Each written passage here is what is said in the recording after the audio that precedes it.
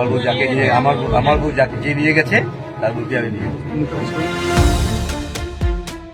অন্যের হাত ধরে পালিয়ে গেছেন কারো স্ত্রী, এমন গল্প অনেক শুনেছেন, কিন্তু কখনো কি শুনেছেন একজনের স্ত্রী অন্য একজনের সঙ্গে পালিয়ে যাওয়ার পর বাকি দুই প্রতারিত মানুষ একে অপরকেই বিয়ে করে ফেলেছেন?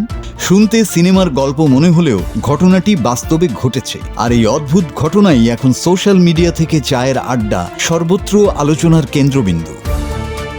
ঘটনা শুরু কয়েক বছর আগে। ফেসবুকের মাধ্যমে পরিচয় হয় আলিপুরদুয়ার জেলার ফালাকাটা গ্রামের এক বিবাহিত পুরুষ এবং ময়নাগুড়ির এক গৃহবধূ।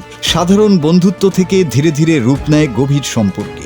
সময়ের সঙ্গে বাড়তে থাকে ঘনিষ্ঠতা। অবশেষে প্রায় 1.5 মাস আগে ঘটে বড় ঘটনা। নিজেদের সংসার, স্বামী, স্ত্রী এবং পরিবারকে পিছনে ফেলে দুজন একসঙ্গে ঘর ছেড়ে চলে যান। হঠাৎ করে স্ত্রী নিখোঁজ হয়ে যাওয়ার পর ময়নাগুড়ির ওই গৃহবধূর স্বামী খোঁজখবর শুরু করেন এবং জানতে পারেন তার স্ত্রী ফালাকাটার এক ব্যক্তির সঙ্গে পালিয়ে গেছেন। অন্যদিকে ফালাকাটার ওই ব্যক্তির স্ত্রীও জানতে পারেন তার স্বামী অন্য এক নারীর সঙ্গে সংসার ছেড়েছেন। এখান থেকেই গল্প নেয় ভিন্ন দিকে মোড়।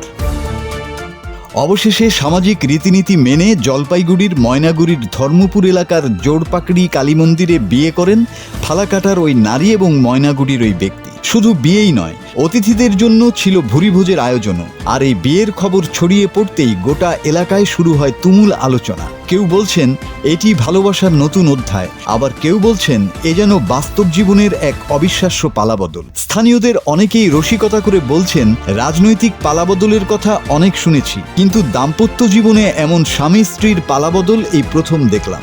আমার বাড়ি থেকে আমার বউ গেছে 1 মাস 10 দিন হয়ে গেছে।